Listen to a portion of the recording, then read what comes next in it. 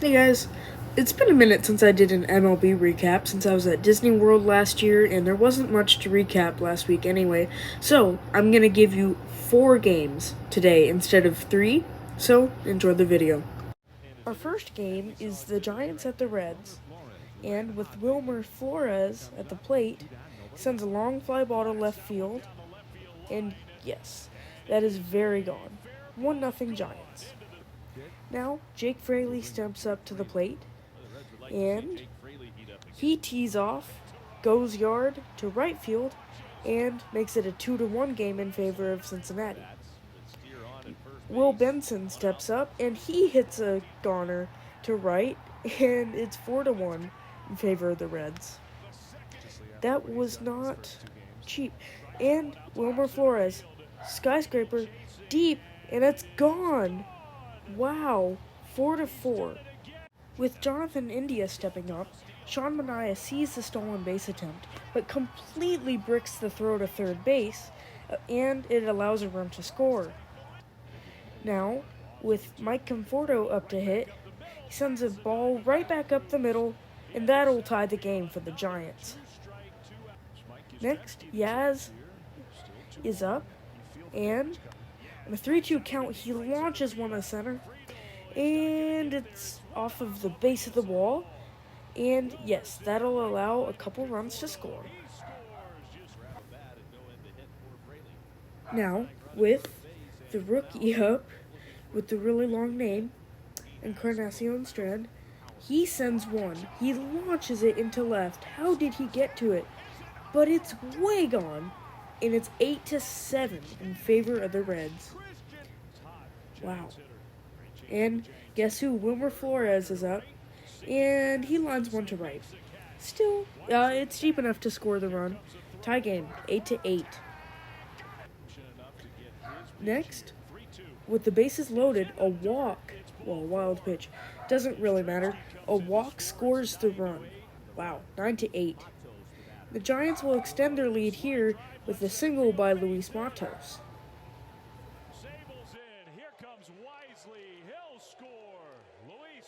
Joey Votto steps in with a runner at third and 2 outs and launches one to left. And now the Reds are down by just 1. And here comes a save opportunity for Doval and a ball up the middle, but it's snared, and that's a double play. Tigers at Royals, and Spencer Torkelson will get the run scoring for the Tigers on a long fly ball, 2-run home run.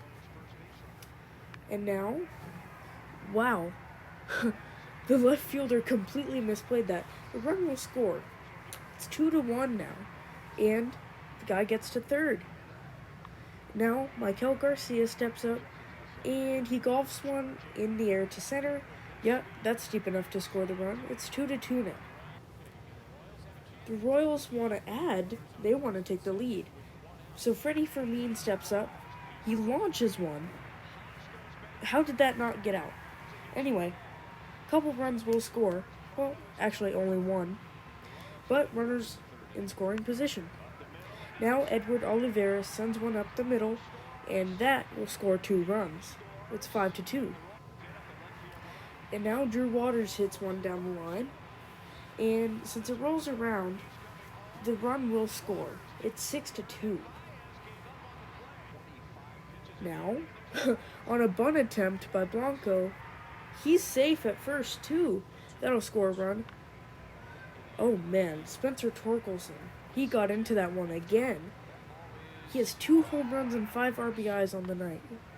Wow. Akil Baddoo golfs one, and that'll score another run. 6-7. Javi scores. Royals need to add on, and they do. They make it 9-6 with a single that'll score a couple.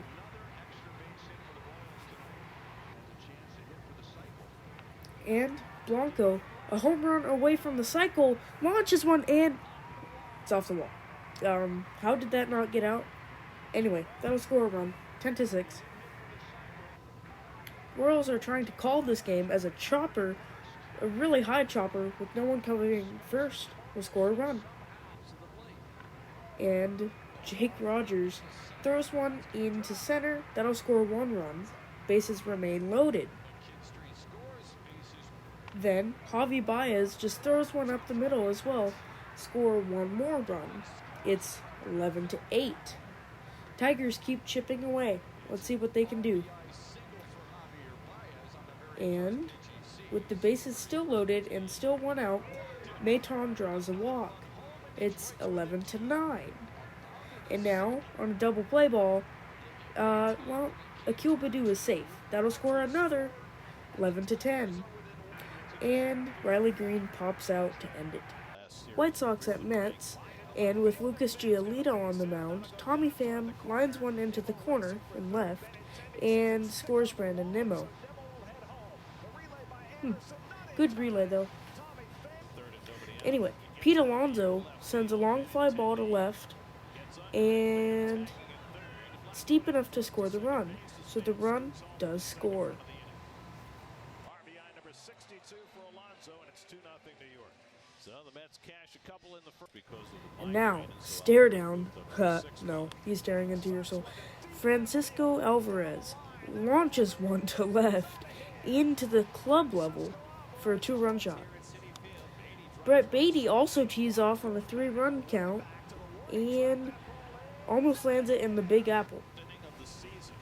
In the top of the second, as you can see, Yasmani Grandal launches one into right and makes it 5-1. But Francisco Lindor was like, nah, I want a 5-run lead. So he makes it 6-1 with a nice double, scores Brandon Nimmo again. In the top of the third, the White Sox tried to get another run again, and with a Tim Anderson double, Andrew Benintendi will score. But again, the Mets don't want that. So a long fly ball by Stewart makes it 7-2. And now, are they going to further their lead? Yes, they will. After Lucas Giolito was lit up, Brian Shaw comes out and gives up another run. It's 8-2 now, obviously. Now, on the top of the fifth, after another run scores, Jake Berger comes up. And he hits a smash burger into left. Sorry, I had to steal that joke. It was funny. He makes it 8-4. Mets still on top. And the Mets score another run, and thanks to Jeff McNeil. It's 9-4 now. Francisco Alvarez steps up and makes it 11-4. So how is this game in my MLB recap? Does it get close? Yes, it does. And it starts with a Jake Berger almost grand slam, but a 2-run double scores Andrew Benintendi and another guy. Man, that was so close. It was that close, literally. And look, Yasmani Grandal will score those 2 runs after all and make it 11-8. See, the game is getting closer. Met fans are embarrassed. Brooks Raley throws a wild pitch and will score a run. But Brooks gets out of the inning without giving up another. But in the top of the ninth, David Robertson gives up 1 run, and he decides to settle down, and he does, as a Tim Anderson pop-out will end the game. Alright, D-backs at Braves. This is the wildest game of this week, so buckle up.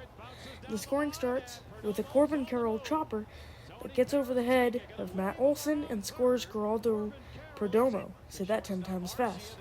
And an error by Orlando Arcia scores another run.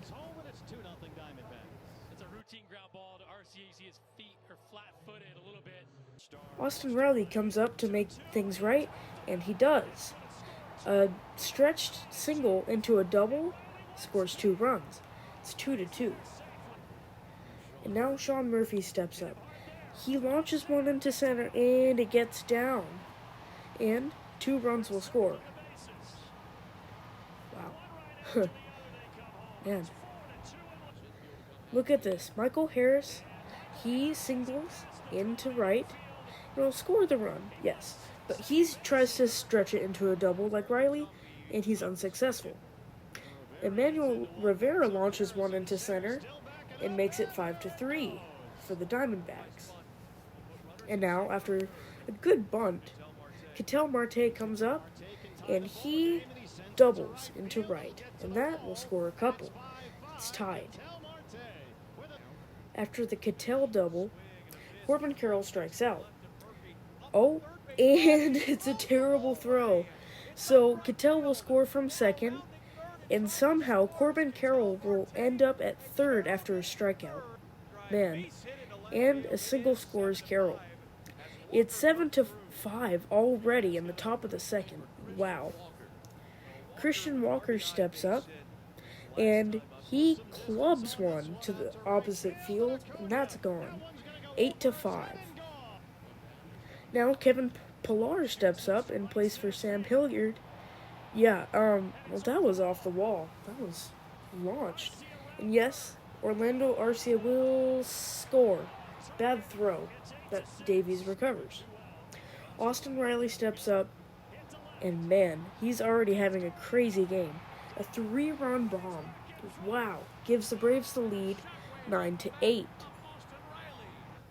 And Orlando Arcia, on a 3-2 count, launches one into left center. It's 11-8 now. Alright, time for the D-backs to score some, as Corbin Carroll just beats out a ground out. And guess who? Christian Walker launches one into left center, and it's gone. 12-11 D-backs. Wow. And now Austin Riley. Oh man, who else for the Braves? Clubs one into center, and that's gone. Wow. It's 13-12 Braves, already in the bottom of the sixth. Now in the top of the eighth, the game is tied. Wow. It's 13-13. Who's going to come out on top of this one? Well, in the top of the ninth, Geraldo Perdomo, say that 10 times fast again, scores 2 with a double. Wow. 15-13. And the scoring isn't quite done yet, as Ketel Marte immediately scores Perdomo from second. So it's 16-13. That's all the scoring for the top of the ninth. How about the bottom of the ninth? Well, Kevin Ginkel comes out, and wow, he was lights out. He struck out the side. D-backs win. Here are the standings in the AL and the NL. And here are the current playoff picture in the AL and the NL.